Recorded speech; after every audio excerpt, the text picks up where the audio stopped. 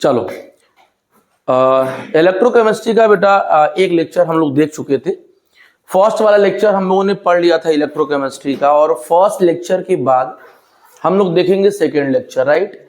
Second lecture में मैंने आपको बता भी दिया था कि आपको हम डीएचओ ग्राफ बताएंगे और डीएचओ ग्राफ का यूज बताएंगे, क्या होता है, ये सारी चीजें हम लोग डिस्कस करेंगे। फिर एक कोलरॉस लॉ पढ़ेंगे, कोलरॉस का नियम पढ़ेंगे, कोलरॉस के जो न्यूमेरिकल्स आते हैं उसको एक बार हम लोग देखेंगे। फिर ये जो पार्ट 1 इलेक्ट्रोकेमिस्ट्री का है वो हमारा फिनिश हो जाता है। आगे हम चलते हैं। चलो, तो आते हैं बेटा डीएचओ ग्राफ। आते हैं डीएचओ ग्राफ क्या कहलाता है, ये देखा जा जरा।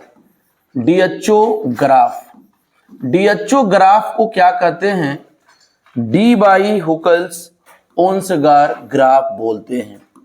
क्या बोलते हैं, डी बाई हुकल्स ओन्सबार ग्राफ का नाम इसका रखा जाता है, ठीक है। डी बाई हुकल ओन्सगार ग्राफ इसको बोलते हैं, यही कहलाता है डीएचओ। लेकिन इसका मतलब क्या होता है, डीएचओ का मीनिंग क्या होता है, इन्होंने क्या बोला था, इन्होंने ये बोला कि एक रिलेशन इन्होंने दिया था, उस रिलेशन से इन्होंने देखा था। क्या रिलेशन था जरा देख लिया जाए। वो रिलेशन था बेटा कि molar conductivity at any concentration is equal to molar conductivity at infinite dilution minus b root c. ये वाला फॉर्मूला इन्होंने दे रखा था बेटा, और इस फॉर्मूले से उन्होंने डीएचओ ग्राफ को एक्सप्लेन किया था। क्या इसके बारे में बोला था बेटा, इसके बारे में ये बोला था कि ये क्या है, मोलर कंडक्टेंस, मोलर बेटा conductance at any concentration, at C concentration का मतलब होता है कि कोई कंसंट्रेशन दिया हुआ है। ये आपको जो होगा वो होगा molar conductance, molar conductance at infinite dilution, eight infinite और जीरो डाइल्यूशन, इनफाइनाइट डाइल्यूशन पे बोल सकते हैं ना। और बेटा बी क्या है आपका, डीएचओ कांस्टेंट है। बी क्या है, डीएचओ कांस्टेंट है अपना बेटा, b is the DHO constant, right. C क्या है, सी अपना जो होता है, सी अपना बेटा होता है वो कंसंट्रेशन होता है। अब एक बात आपको अच्छी तरीके से पता होगी आपको कि सर जो कंसंट्रेशन होता है वो मोल पर लीटर यानी वॉल्यूम के डायरेक्टली प्रोपोर्शनल होता है, मतलब ये वाला फॉर्मूला होता है बेटा। लेकिन अगर हम वॉल्यूम को डाइल्यूट में चेंज कर दें, डाइल्यूशन लिख दें, भाई आप पानी मिला रहे हो, आप पानी मिला रहे हो, इसका मतलब वॉल्यूम बढ़ रहा है, तो डाइल्यूशन का मतलब होता है वॉल्यूम। तो आप बोल सकते हो कि सर जो कंसंट्रेशन होता है ना वो डाइल्यूशन की इनवर्सली प्रोपोर्शनल होता है। इस तरीके का कॉन्सेप्ट आपके पास है, इस तरीके का कॉन्सेप्ट अपने पास है, ऐसा ये बोल रहे हैं कि इसके थ्रू आपको चलना होता है, ठीक है ना, इसके थ्रू आपको क्या होता है, चलना होता है। बात समझ में आ रहा है, क्लियर है। यानी इसका मतलब क्या होता है, अगर इसके बारे में थोड़ा हम लोग चर्चा करें, डिस्कस करें, तो बेटा अगर किसी का कंसंट्रेशन आप बढ़ा रहे हो ना तो डाइल्यूशन कम होगा, या आप यूं कहिए कि अगर आप डाइल्यूशन इंक्रीज कर रहे हो बेटा तो कंसंट्रेशन कम होगा। इसका मतलब कि कंसंट्रेशन और डाइल्यूशन एक दूसरे के रिवर्स होते हैं, है ना। तो चलिए इसका ग्राफ जरा बना लिया जाए। ग्राफ बेटा क्या कह रहा है, ध्यान देना। ग्राफ ये कह रहा है कि आप एक एक्सिस ड्रा कर लीजिए, ऐसे इस तरीके से एक एक्सिस है और एक यहां पर ग्राफ ड्रॉ कर लीजिए। इस जगह पे बेटा, इस जगह पे क्या कर लीजिए, इस जगह पे क्या कर लीजिए, इस तरीके से ग्राफ बना लो। अब एक एक्सिस पे आप क्या कर लीजिए, मोलर कंडक्टेंस दिखा दीजिए, और इस एक्सिस पर रूट आप सी दिखा दीजिए, है ना बेटा। एक बात ध्यान देना कि जब तुम लेफ्ट जीरो, ये आपका सेंटर जीरो वाला होता है, ये सेंटर अपना जीरो वाला होता है बेटा। जब जीरो से आगे जाओगे तो कंसंट्रेशन आपका बढ़ता हुआ दिखाई देगा, और जब जीरो से पहले आओगे तो कंसंट्रेशन घटता बढ़ता दिखाई देगा, डाइल्यूशन बढ़ता जाता है। मतलब ये हुआ कि अगर एक दूसरे के रिवर्स है ये दोनों लोग, ये दूसरे के रिवर्स है बेटा अगर दोनों लोग, इसका मतलब क्या हुआ कि यहां पर डाइल्यूशन आपका क्या होगा, ज्यादा होगा इस सेंटर पे, और कंसंट्रेशन क्या होगा, कम होगा, यानी 0 होगा कंसंट्रेशन। तो देखा ये गया बेटा कि दो इलेक्ट्रोलाइट के लिए इन्होंने ग्राफ प्लॉट किया था, इनके बीच में एक प्लॉट किया था स्ट्रॉन्ग इलेक्ट्रोलाइट के लिए, स्ट्रॉन्ग इलेक्ट्रोलाइट के लिए इन्होंने ग्राफ प्लॉट किया था, और एक के लिए इन्होंने प्लॉट किया था वीक। एक्चुअली ये निकालना ये चाह रहे थे कि हम fix molar conductance at infinite dilution की वैल्यू निकाल सकते हैं या नहीं। स्ट्रॉन्ग का मतलब हम एक ले रहे हैं, KCl ले रहे हैं या NaCl ले रहे हैं ऐसा, और वीक इलेक्ट्रोलाइट का मतलब क्या होता है बेटा, चाहे आप CH3COOH ले लो, वीक इलेक्ट्रोलाइट होगा, ऐसा इन्होंने बोला था। तो देखा क्या बेटा कि जब कंसंट्रेशन घट रहा, देखो इधर, जब इधर कंसंट्रेशन घटेगा तो डाइल्यूशन बढ़ेगा, कंसंट्रेशन घटेगा तो डाइल्यूशन बढ़ेगा, डाइल्यूशन बढ़ेगा तो मोलर कंडक्टेंस कहीं जाएगा। लेकिन एक ग्राफ में ये चीज हमको दिख गया कि ये कहीं मिल नहीं रहे हैं जाके, यानी इस लाइन को कहीं ये कट नहीं कर रहा है, इस y एक्सिस को ये कहीं कट नहीं कर रहा है बेटा। अगर y एक्सिस को ये कट नहीं कर रहा है, इसका मतलब क्या हुआ कि we can't find the molar conductance at infinite dilution of weak electrolyte exactly, ठीक है, फिक्स वैल्यू हम फाइंड नहीं कर सकते हैं। किसके लिए नहीं कर सकते हैं हम, वीक इलेक्ट्रोलाइट के लिए। ये हमारा जो ग्राफ दिखा, ये हमारा वीक इलेक्ट्रोलाइट का ग्राफ था बेटा, ये हमारा क्या था, वीक इलेक्ट्रोलाइट का ग्राफ था। तो देखा ये गया बेटा कि वीक इलेक्ट्रोलाइट के लिए हम molar conductance exact value infinite dilution पे नहीं निकाल सकते हैं, ठीक है। लेकिन जैसे ही बेटा स्ट्रॉन्ग के लिए पता लगाया गया, जैसे ही स्ट्रॉन्ग के लिए निकाला गया, तो देखा ये गया कि एग्जैक्ट वैल्यू ऐसे दिख रहा है, एग्जैक्ट वैल्यू ऐसे दिख रहा है, मतलब ये दोनों कट रहा है, ये कहीं कट रहा है, ये कहीं इनकी वैल्यू कट रही है, और कटने के बाद ये molar conductance at infinite dilution पर मिल रहा है, और ये KCl मिल रहा है।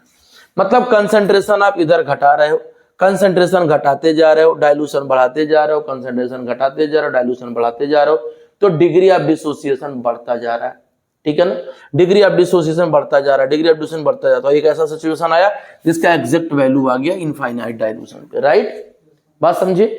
मतलब ये बेटा कि हम ये स्ट्रेट लाइन मिल रहा है, ये क्या मिल रहा है बेटा, स्ट्रेट लाइन मिल रहा है, लेकिन आप जान रहे हो कि यहां पर अपना स्ट्रेट नहीं मिल रहा है, ये अपना कर्व लाइन मिल रहा है। क्या मिल रहा है, कर्व लाइन। कर्व का मतलब ये कहीं आपको कनेक्टिविटी ही नहीं दिखा रही, कट ही नहीं कर रहा इस एक्सिस को।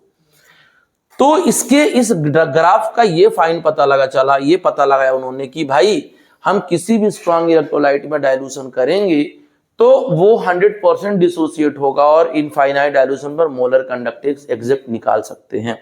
लेकिन वीक इलेक्ट्रोलाइट के लिए वैल्यू पॉसिबल नहीं है, ऐसा इन्होंने बोला। फिर एक प्रॉब्लम आया कि ठीक है, अगर आप वीक स्ट्रॉन्ग के लिए एग्जैक्ट वैल्यू निकाल ले रहे हो, अगर आप स्ट्रॉन्ग के लिए एग्जैक्ट वैल्यू निकाल ले रहे हो, तो भाई उसके वीक के लिए क्या सॉल्यूशन है, वीक के लिए क्या रास्ता है।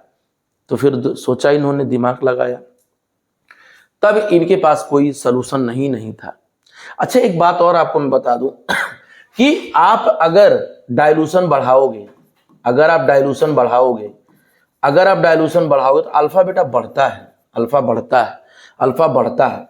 ये हमेशा फॉर वीक इलेक्ट्रोलाइट के लिए भी, फॉर वीक इलेक्ट्रोलाइट के लिए भी और फॉर स्ट्रॉन्ग इलेक्ट्रोलाइट के लिए भी अल्फा बेटा बढ़ता है, अल्फा बढ़ता है। और for also strong electrolyte, for also बेटा स्ट्रॉन्ग इलेक्ट्रोलाइट, बेटा अल्फा बढ़ता है, ये पक्का है, अल्फा बढ़ता है ना, अल्फा बढ़ता है बेटा। तो लेकिन स्ट्रॉन्ग के लिए आप कम पानी डालोगे या ज्यादा पानी डालोगे तो 100% टूटेगा ही टूटेगा। लेकिन अब आप ये बोलोगे सर क्या वीक इलेक्ट्रोलाइट भी स्ट्रॉन्ग की तरह काम करता है क्या, तो बोलना नहीं सर, वीक इलेक्ट्रोलाइट टूटेगा जरूर, डिसोसिएशन जरूर होगा, लेकिन अब ये कहिए कि स्ट्रॉन्ग की तरह हो जाए तो पॉसिबल नहीं है। बात समझ में आ रहा है कि नहीं आ रहा है भाई। क्रीम पाउडर कितनों कोई लगा ले, एकदम उज्जर नहीं हो जाएगा, तो वही शाम इसका भी है बस।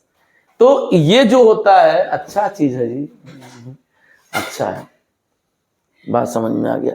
तो डाइल्यूशन का ये कहानी होता है। अब सवाल ये आता है कि सिर्फ ठीक है सर, अगर आप वीक इलेक्ट्रोलाइट के लिए नहीं रास्ता निकाल पा रहे हैं, स्ट्रॉन्ग के लिए निकल गया, तो अब क्या किया जाए? तो इसके बाद एक आए वैज्ञानिक जिनका नाम था कोलरॉस ला। कोलरॉस साहब कहे कि रुकिए मैं आपके लिए रास्ता निकालता हूं। तो कोलरॉस ने इंडिपेंडेंट माइग्रेशन का एक रूल लगाया। तो आगे चलता हूं, मैं आगे चलता हूं और आता हूं कोलरॉस लॉ के ऊपर। कोलरॉस का रूल क्या कहलाता है ये देखा जाए। KOHLRAUSCH, कोलरॉस law. ये आपका क्या होता है? ये अपना क्या होता है बेटा?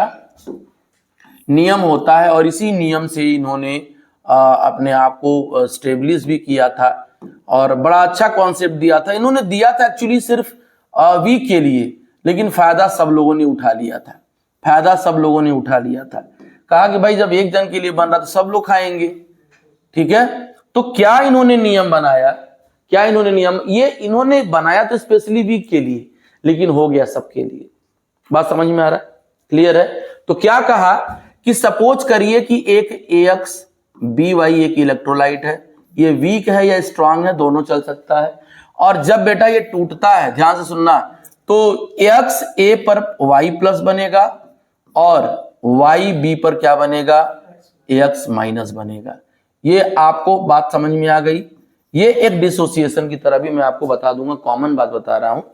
ये X है तो X हो गया, ये Y इसका पावर है, X इसका पावर है, तो कोफिशिएंट तो भाई कोफिशिएंट तो B का Y है और X A का X है। लेकिन नंबर क्या होता है? नंबर क्या होता है बेटा? एक्सचेंज हो जाता है ना।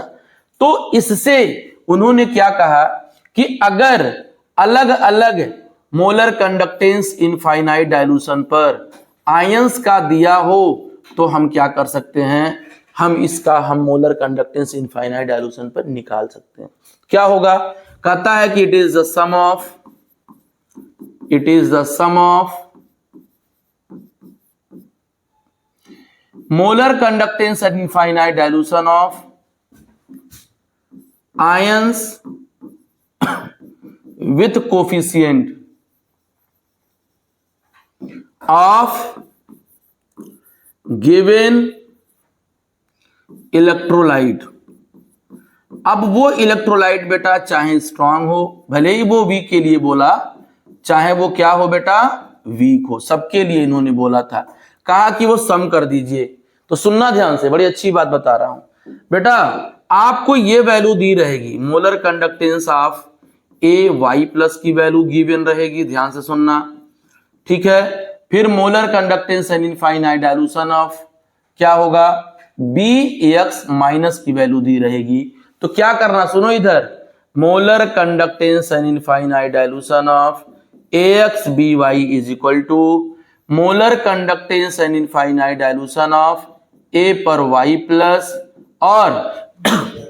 और molar conductance at infinite dilution of BX minus. लेकिन एक बात तुमको ध्यान देना होगा बेटा, एक बात तुमको ध्यान देना होगा। क्या ध्यान देना होगा? कि यहां जब मोलर कंडक्टेंस के लिए लिखोगे तो बड़ी आपको इंपॉर्टेंट बात बता रहा हूं, जब तुम मोलर कंडक्टेंस के लिए लिखोगे तो कोफिशिएंट से मल्टीप्लाई नहीं करना है ना। जैसे देखो यहां हमने X और Y का मल्टीप्लाई कोफिशिएंट में नहीं किया है, ठीक है, सॉरी, यहां मल्टीप्लाई करना पड़ेगा, वो इक्विवेलेंट में नहीं करते हैं, सॉरी। यह आपका क्या हो जाएगा? X हो जाएगा, ये आपका क्या हो जाएगा? Y। तो कोफिशिएंट को बड़ा हिसाब से ध्यान देना पड़ता है, ठीक है ना। लेकिन अगर बेटा इसी का इक्विवेलेंट कंडक्टेंस आप निकालना चाह रहे हो, इसी सेम इलेक्ट्रोलाइट का AXBY का, तो क्या होगा बेटा?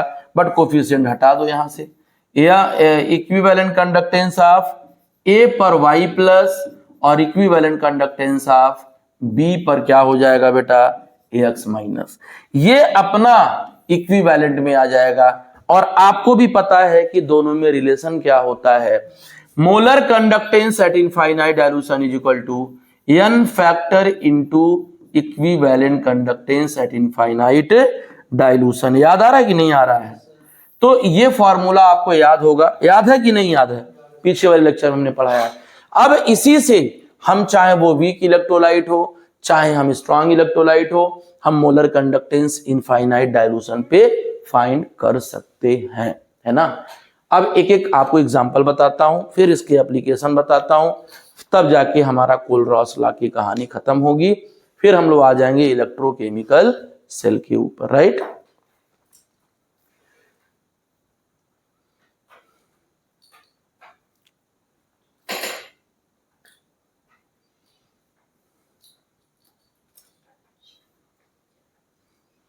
डन, चलिए आ जाइए। जैसे मान लीजिए कह रहा है कि find the molar conductance at infinite dilution of acetic acid. ये आपका दे दिया है, एस्टिक एसिड का आपको पूछ रहा है बेटा, HCOOH का पूछ रहा है, लेकिन कुछ न कुछ गिवन होगा, आपको भी पता है। क्या गिवन होगा बच्चा? हमारे एसीटेट आयन की वैल्यू गिवन होगा, मान लीजिए X दिया हुआ है और ये दिया हुआ है H+ आयन का, तो यहां तो आसानी से आप निकाल लोगे, कोई दिक्कत नहीं है ना। तो जब आप इसको सॉल्व करोगे बेटा, तो सॉल्यूशन कैसे करोगे? बोलना कि सर आप जो बताए थे हम उसी से चलेंगे लेके। तो molar conductance at infinite dilution is equal to molar conductance of acetate ion की वैल्यू दे रखी, आयंस की वैल्यू, और molar conductance at H+ ion की वैल्यू दे रखी है। तो इसकी वैल्यू X दिया है और इसकी वैल्यू Y दिया है, यही आपका आंसर यूनिट में हो जाएगा। अगर एक बात ध्यान रखिएगा, एक बात रख लीजिएगा कि अगर n फैक्टर 1 है, अगर n फैक्टर 1 है तो मोलर कंडक्टेंस इनफाइनाइट डाइल्यूशन पर इक्विवेलेंट कंडक्टेंस के क्या हो जाएगा? इक्वल हो जाएगा, डायरेक्टली माने बराबर हो जाएगा। अगर n फैक्टर 1 है तो वही वैल्यू इसका भी हो जाएगा। बात समझ में आ रहा है? क्लियर है? तो एक सवाल ये है, उसके बाद हम एप्लीकेशन पे आते हैं। तो कोलरॉस लॉ के सवाल यार इंपॉर्टेंट होते भी हैं और अच्छे आते भी हैं, उसमें कोई दिक्कत नहीं होगा।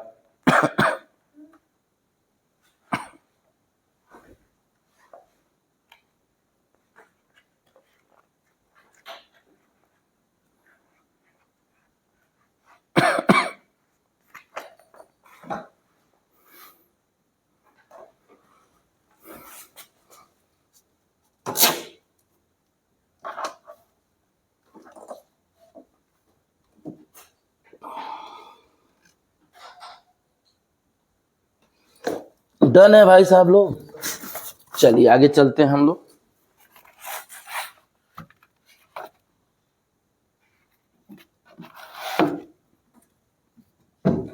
चलो आगे चलते हैं। इसके बाद आ जाइए कि अगर मान लीजिए कह रहा है क्या कि find the molar conductance at infinite dilution and equivalent conductance at infinite dilution of BaSO4। ठीक है, तो आपको ये डाटा दिया रहेगा, आपको डाटा दिया रहेगा किसका? BaSO4 का, Ba2+ का डाटा दिया रहेगा, गिवन रहेगा यहां, और SO4 का डाटा गिवन रहेगा। समझ रहे हैं आप लोग? तो यहां बेटा क्या हो जाएगा, अब जब आप सॉल्व करके दिखाना इनको, तो आपको सीधे सीधे देखना कि दोनों कोफिशिएंट वाले तो है नहीं, तो डायरेक्ट आंसर लिख देना कि सर आप जो बताए थे BaSO4 का वो ये आंसर होगा। सीधे सीधे मान लो ये X आपका दिया, ये Y दिया, सीधे सीधे इनको ऐड कर देना और यही आपका क्या हो जाएगा? आंसर हो जाएगा। अब आते हैं हम लोग एप्लीकेशन पे। एप्लीकेशन क्या है इसका? सबसे ज्यादा इंपॉर्टेंट एप्लीकेशन होता है। पहला एप्लीकेशन क्या है बेटा? एप्लीकेशन पे आ जाइए। पहला एप्लीकेशन क्या है? Find the molar conductance of molar or equivalent conductance of weak electrolyte. ठीक है, कैसे बेटा होगा ये? ध्यान देना। मान लो तुमको 3 डाटा दिया है, मान लो तुमको दे दिया है molar conductance of sodium acetate, ये मान लो 310 दिया है, ठीक, और मोलर कंडक्टेंस ऑफ HCl दे रखा है, ये मान लो 230 दे रखा है, और मोलर कंडक्टेंस ऑफ NaCl दिया है 120। कह रहा find the molar conductance at infinite dilution of acetic acid, ये पूछ रहा है। तो याद रखना, सबसे पहली बात बेटा इसके बारे में सोचना, इसको देखना जरा गौर से, एकदम ध्यान से देखना, थोड़ा इसको देखना, उसके बारे में तब सोचना कि अपने पास जो पूछ रहा है वो क्या पूछ रहा है बेटा, एसिटिक एसिड का कंडक्टेंस पूछ रहा है, राइट। तो आप क्या करोगे, आप जो बोले थे, हमने बोला था कि बेटा ऐसे कर लेना, माइनस प्लस H प्लस की वैल्यू। लेकिन बड़ा दुर्भाग्य की बात है कि अपने पास वो डाटा दिया ही नहीं है, अपने पास बेटा डाटा वो दे ही नहीं रखा, देख लो। हाँ, इसके बदले कुछ इनडायरेक्ट चीजें दे रखी हैं, आपको डायरेक्ट रास्ता नहीं बता रहा, वो इनडायरेक्ट बता रहा है। आप ध्यान सुनना, तुम्हारे पास एसीटेट आयन कहां मिलेगा, सोडियम एसीटेट में, उठा के ले आओ। तो बेटा molar conductance of sodium acetate लिख लेना, बात क्लियर है। प्लस तुमको बेटा ये कहां से मिलेगा, H मिलेगा HCl से, H मिलेगा HCl से। तो molar conductance at infinite dilution of क्या ले लेना, HCl। बेटा मेरे पास कुछ कचड़े बचे हुए हैं, फर्जी चीजें बची हुई है, उसको बाहर करना है। तो बाहर कैसे करोगे, NaCl से। तो बेटा कचड़ा यहां से निकाल दो, molar conductance at infinite dilution of NaCl। तो बेटा सारे डाटा गिवन है, सब कुछ गिवन, एकदम साफ सुथरा क्लियर क्रिस्टल एंड क्लियर दिया हुआ है कि भाई इसकी वैल्यू दी हुई है 310, चलो ठीक है। इसकी वैल्यू दे रखी है HCl की 230, चलो ठीक है। माइनस NaCl का क्या दे रखा है 120। तो कितना हो जाएगा बेटा, ये हो जाएगा 4 और ये हो जाएगा 5 माइनस 120, तो कितना होगा बच्चा हमारे 2 एंड हियर इज अ 420। ये आपका आंसर हो जाएगा। इस तरीके से आपको निकालना होता है, क्लियर है। तो कोई भी सवाल देगा वो डाटा आपको ऐसे दे देगा, कोई भी दुनिया का कोई भी सवाल देगा वो डाटा ऐसे दे देगा, क्लियर है। अब डाटा देने के बाद सब कुछ आपको सोचना है कि आपको फॉर्मूला क्या लगाना है और आपको मिलेगा कैसे, ये थोड़ी आपकी मेहनत होगी, आप मेहनत करेंगे काम हो जाएगा, ठीक है। चलो आगे चलते हैं दूसरे एप्लीकेशन पे। दूसरा एप्लीकेशन क्या कहता है बेटा, calculation of DOD, calculation of DOD। DOD मतलब डिग्री ऑफ डिसोसिएशन। अब ये कैसे निकालना है, DOD को कैसे निकालना बेटा, alpha is equal to molar conductance C and molar conductance O, मतलब इनफाइनाइट डाइल्यूशन पे। याद रखना ये फॉर्मूला है, लिखना ये क्या है, eight any concentration molar conductance at infinite dilution, molar conductance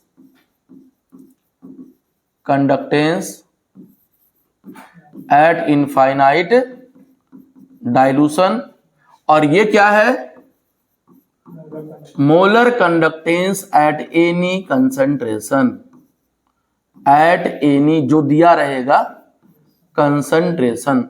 बेटा आपको ये वाली वैल्यू दे देगी, ठीक है, ध्यान देना, पेपर में ये वाली वैल्यू गिवन रहेगी, दे देगी डायरेक्टली, और आपको ये वाली वैल्यू निकाल के कैलकुलेट करके फिर इसको इसमें पुटअप करना, तो अल्फा की वैल्यू क्या हो जाएगी, आ जाएगी, अल्फा की वैल्यू, हाँ हाँ फाइंड हो जाएगा। क्लियर है, समझ में आ रहा है। अब आगे देखो, तो इस तरीके से निकालते हैं। लास्ट में आ जाओ बेटा, तीसरा होता है फाइंड सॉल्युबिलिटी, कैसे निकालते हैं, calculation of solubility, sparingly soluble salt. तो बेटा ये जो फॉर्मूला होता है, एक्चुअली सॉल्युबिलिटी जो होता है ना बेटा, वो कंसंट्रेशन ही होता है, एक्चुअली कंसंट्रेशन ही होता है, क्लियर है ना। जब आप फॉर्मूला लोगे, मोलर कंडक्टेंस आपका इनफाइनाइट डाइल्यूशन दिया रहेगा, तो K इंटू 1000 हो जाएगा, और नीचे अगर मोलरिटी है तो molarity in the term of solubility, वही सॉल्युबिलिटी हो जाएगी। तो S is equal to K into 1000 upon molar conductance and infinite dilution, ये वैल्यू दी रहेगी, आप अच्छे से रखना और रख करके वैल्यू को अच्छे से फाइंड कर लेना, कोई दिक्कत नहीं होता है। अगर आपको इक्विवेलेंट कंडक्टेंस दे रखा है तो भी कोई डाउट नहीं है, कप्पा इंटू 1000 बेटा, अपॉन क्या हो जाएगा, नॉर्मेलिटी, और ये भी सॉल्युबिलिटी का टर्म होता है। तो सॉल्युबिलिटी अपना जो लिखना है इस तरीके से, वो K into 1000 upon equivalent conductance at infinite dilution. तो इस फॉर्मूले से आप क्या कर लेना, सॉल्युबिलिटी को फाइंड कर लेना, राइट, क्लियर।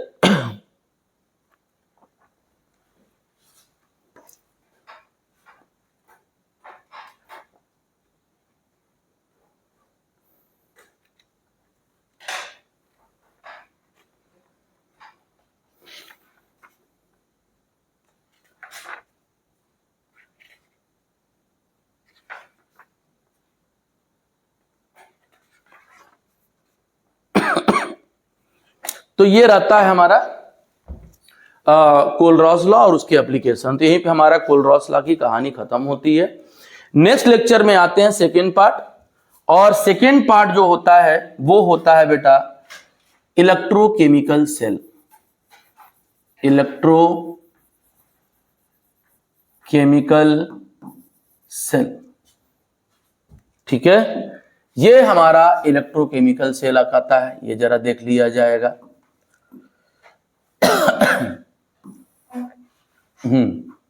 चलिए, अब ये डिवाइस क्या होता है बेटा, ये क्या किस तरीके का भूत है ये, वो देखा जाए जरा।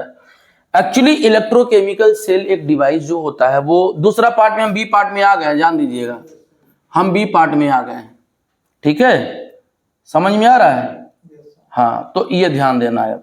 तो बेटा इलेक्ट्रोकेमिकल सेल क्या होता है, ये एक ऐसा डिवाइस होता है, ध्यान देना, एक ऐसा डिवाइस होता है, एक ऐसा डिवाइस होता है जो इलेक्ट्रिकल केमिकल एनर्जी को, जो क्या करता है, आपके केमिकल एनर्जी को बेटा ये कन्वर्ट करता है इलेक्ट्रिकल एनर्जी में। क्या करता है, इलेक्ट्रिकल एनर्जी में कन्वर्ट करता है। आपको मैंने पहले ही बता दिया था कि ये केमिकल एनर्जी को इलेक्ट्रिकल एनर्जी में कन्वर्ट करता है, और उतना ही काम नहीं करता है, किसके थ्रू, पहली बात मैंने बोला था कि थ्रू इनडायरेक्ट रिडॉक्स रिएक्शन, याद आ रहा है, थ्रू इनडायरेक्ट रिडॉक्स रिएक्शन के थ्रू मैंने बोला था कि ये आपका कन्वर्ट होता है। इनडायरेक्ट रिडॉक्स रिएक्शन किसे कहते हैं बेटा, जिसमें ऑक्सीडेशन और रिडक्शन अलग अलग कंटेनर में दिखाई देता हो, तो दैट इज इनडायरेक्ट। दूसरी पॉइंट आपको मैंने बोला था कि ये जो है प्रोसेस स्पॉन्टेनियस होता है। ये प्रोसेस क्या होता है बेटा, प्रोसेस इज स्पॉन्टेनियस, ये खुद से प्रोसेस होता है। बात समझ में आ रहा है, ये पहले केमिकल रिएक्शन होता है, फिर वो क्या होता है, इलेक्ट्रिकल एनर्जी में कन्वर्ट होता है, ठीक है ना, समझ में आ गया। तो इसका सबसे बेहतरीन एग्जांपल आपका होता है बेटा, सबसे बेहतरीन एग्जांपल होता है गैल्वेनिक सेल। क्या होता है, गैल्वेनिक सेल होता है। गैल्वेनिक सेल की कहानी आपको देखना है अच्छे से, क्या होता है गैल्वेनिक सेल में, उसको जरा देखा जाए, आगे बढ़ते हैं, ठीक है, एक सेल बस देख लेते हैं। गैल्वेनिक सेल में बेटा क्या होता है, गैल्वेनिक सेल में क्या होता है, ध्यान देना, इसमें एक्चुअली दो कंटेनर होता है बेटा, दो कंटेनर होता है। क्या कंटेनर होता है, इस तरीके से देख लो जरा, ध्यान से देखना, एक कंटेनर ऐसे होता है हाफ, और एक हाफ ऐसे होता है। एक में एक प्लेट लगा होता है ऐसे, और यह प्लेट बेटा जो होता है वो जिंक का बना होता है, जिंक प्लेट का बना होता है, जिंक इलेक्ट्रोड होता है। और एक प्लेट यहां पे जो बना होता है वो आपका क्या होता है, कॉपर का, और ये कॉपर इलेक्ट्रोड कहलाता है। और कहा यह जाता है कि जिसका ये प्लेट है उसी प्लेट का सॉल्यूशन में इसको डाल दिया जाए एक्वस सॉल्यूशन में, तो कहा जाता है कि ये CuSO4 एक्वस मीडियम में लिया जाता है, और दोनों का कंसेंट्रेशन 1 मोलर लिया जाता है।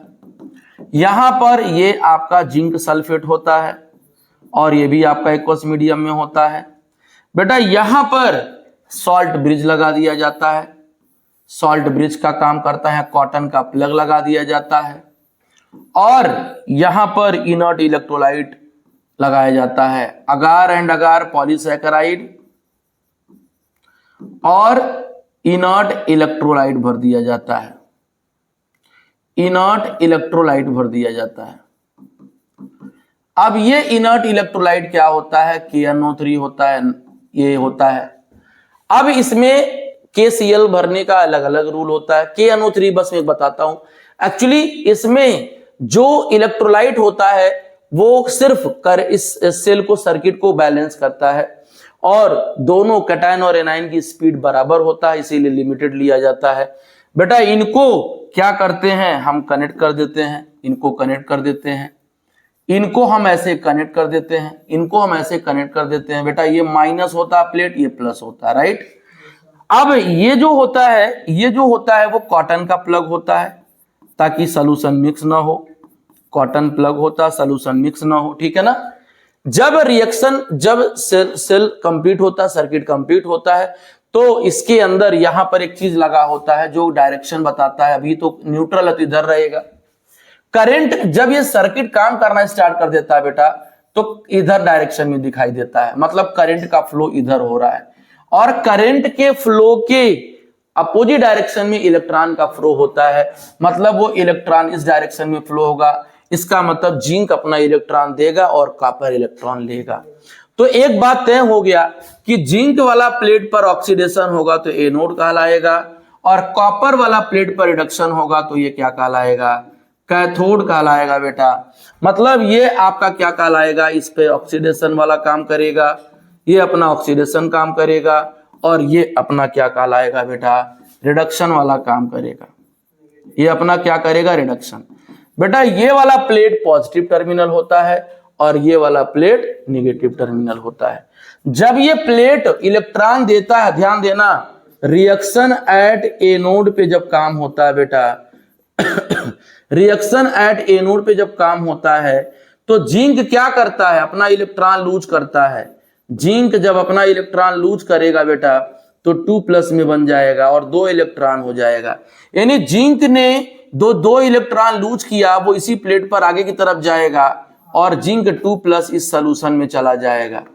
इस सॉल्यूशन में Zn2+ ऑलरेडी है, यानी Zn2+ का कंसंट्रेशन बढ़ेगा। इस ये आ गया और ये ऑलरेडी था, और SO4 का कंसंट्रेशन घटेगा। सेम सिचुएशन 0 से प्लस हो रहा है, ऑक्सीडेशन लिख देना यहां पर बेटा। और जब इलेक्ट्रॉन आता है तो कॉपर सल्फेट भी टूट के बिखरा हुआ रहता है यहां पर, तो कॉपर 2+ इस प्लेट पे जाके इवेट करता है, ये 2 इलेक्ट्रॉन यहां से गेन करेगा और फिर इसी प्लेट पर डिपोजिशन होता स्टार्ट हो जाता है। यानी रिएक्शन एट कैथोड पर क्या होगा बेटा, कैथोड पे जो रिएक्शन होता है बेटा वो क्या होता है, ये होता है कि Cu2+ उस इलेक्ट्रॉन को लेगा और Cu सॉलिड बना लेगा, यानी प्रोसेस +2 से 0 जा रहा है। आप बोल देना सर रिडक्शन कर रहा है ये। तो याद रखना कि इस सॉल्यूशन में कॉपर का कंसंट्रेशन घटेगा +2 का और सल्फेट का बढ़ेगा, क्योंकि कॉपर 2- तो चला गया प्लेट पर। बात क्लियर हो गई। अब सुनना, मुझे इनको सर्किट बैलेंस करना है भाई। मेरे पास देखो सल्फेट यहां पर कम हो गया, यहां सल्फेट ज्यादा हो गया, तो KNO3 को ले आना। KNO3 सिर्फ आते हैं और सर्किट को कंप्लीट करते हैं। साल्ट ब्रिज का फंक्शन अलग अलग होता है बेटा। सॉल्ट ये कहलाता है सॉल्ट ब्रिज, क्या कहलाता है, ये सॉल्ट ब्रिज कहलाता है। बात समझ में आ गई। तो सॉल्ट ब्रिज का काम किया, जैसे इधर अगर SO4 कम है तो NO3- इधर आएगा और इस सर्किट को कंप्लीट करेगा। यहां अगर कॉपर 2+ कम है तो यहां पर K+ आएगा और इसको मेंटेन कर लेगा। इस तरीके से सर्किट बैलेंस होता है। सॉल्ट ब्रिज का काम क्या होता है, सर्किट को मेंटेन करना, लिक्विड लिक्विड जंक्शन पोटेंशियल को ओवरकम करना। लिक्विड लिक्विड जंक्शन पोटेंशियल मतलब क्या होता है, अगर आप यहां पर ये नहीं भरेंगे तो ये सॉल्यूशन इधर जाएगा, ये सॉल्यूशन इधर जाएगा, और यहां आके दोनों जहां मिलेंगे वहां अलग से पोटेंशियल डेवलप करना स्टार्ट कर देता है। ठीक है ना। अब ये जो होता है ना, वो सेल रिप्रेजेंटेशन की बात करते हैं। तो सेल रिप्रेजेंटेशन होता क्या बेटा, इसका जो सेल रिप्रेजेंटेशन होता है, ध्यान देना, तो यहां पर एनोडिक रिएक्शन दिखाया जाता है, एनोडिक रिएक्शन, फिर सॉल्ट ब्रिज, फिर क्या दिखाया जाता है, कैथोडिक रिएक्शन। मतलब कि बेटा जिंक ने जिंक 2+ बनाया था पानी में, तो आपको ऐसे दिखा देना है। फिर सॉल्ट ब्रिज, कॉपर 2+ ने कॉपर बनाया था पानी के अंदर, तो ये रिप्रेजेंटेशन होता है। और क्या हो जाएगा बेटा, और क्या हो जाएगा, वो इस तरीके से दिखाई देगा। बात समझ में आ रहा है? मतलब क्या हुआ, ये कहलाता है सॉल्ट ब्रिज, ये आपका सॉल्ट ब्रिज कहलाता है। यहां पर आपका रिडक्शन हो रहा है, राइट साइड में है ये, है ना। और ये आपका क्या हो रहा है, ऑक्सीडेशन, ये होता है लेफ्ट साइड में। ठीक है, अब आपको सेल पोटेंशियल कैसे निकालना, पूरे सेल में कितनी पोटेंशियल आ रही है ये निकालना है। तो ये अब हम लोग आ जाएंगे अगले लेक्चर में। ठीक है ना, यहां तक लेक्चर क्लियर हो गया, समझ में आ गया। अब अगले लेक्चर में हम लोग मिलेंगे तो इसके आगे हम कंटिन्यू करेंगे। ठीक।